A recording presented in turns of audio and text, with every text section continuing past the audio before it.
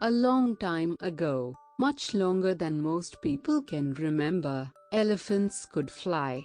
They had four enormous wings and they whizzed through the sky so fast that it amazed the other animals. But these big beasts were sometimes also stupid. But shh. The other animals would keep quiet about it and never discuss it.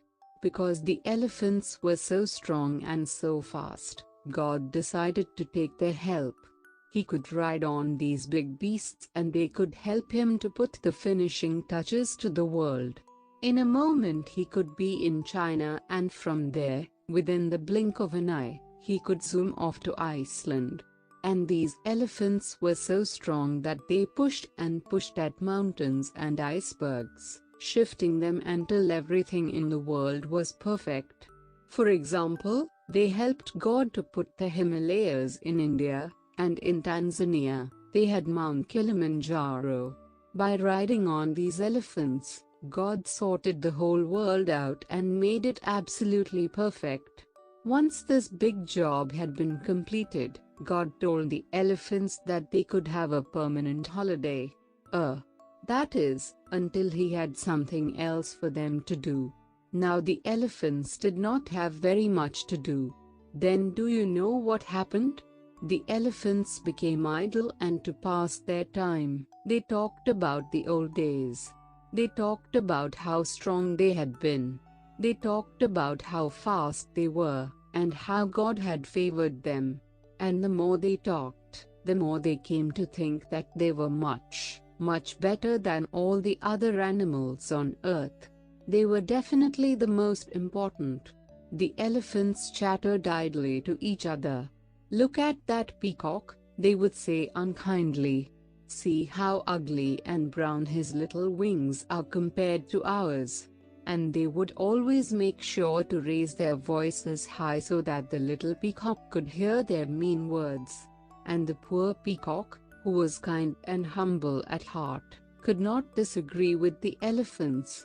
He thought, "The elephants are right. I am small. My wings are not beautiful like those of the fairies, and nor am I strong like the elephants."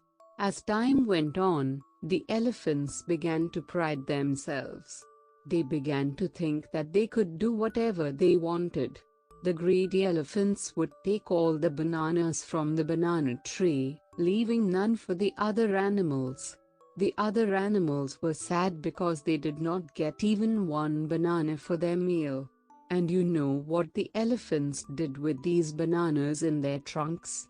The elephants would come down into a village, any village they liked, and they would spread their wings like a carpet and sit down to have their picnic. The whole village would be squashed under the weight of the elephants.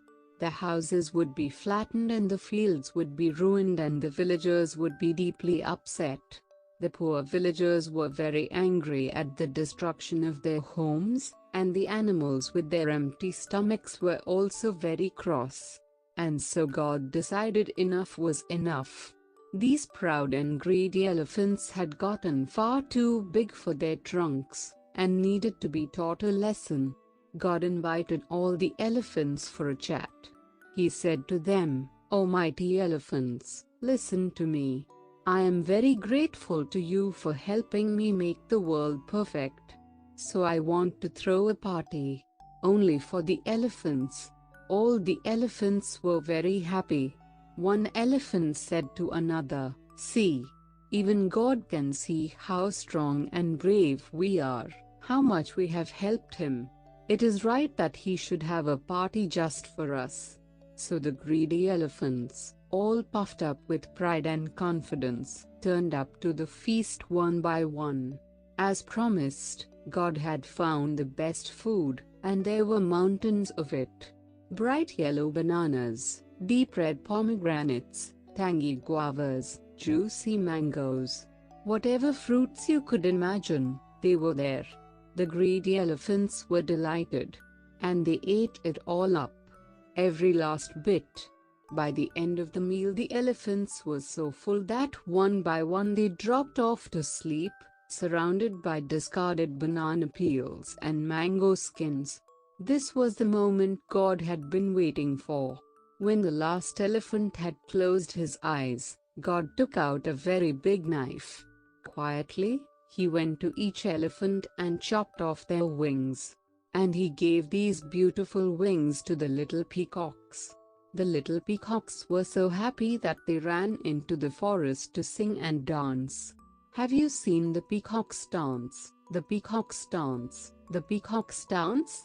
Have you seen the peacocks dance all around the trees? Yes, I've seen the peacocks dance. The peacocks dance. The peacocks dance. Yes, I've seen the peacocks dance all around the trees. And now think of the elephants. When the elephants finally awoke from their long sleep, they were shocked to see the beautiful peacock swishing his impressive feathers at them.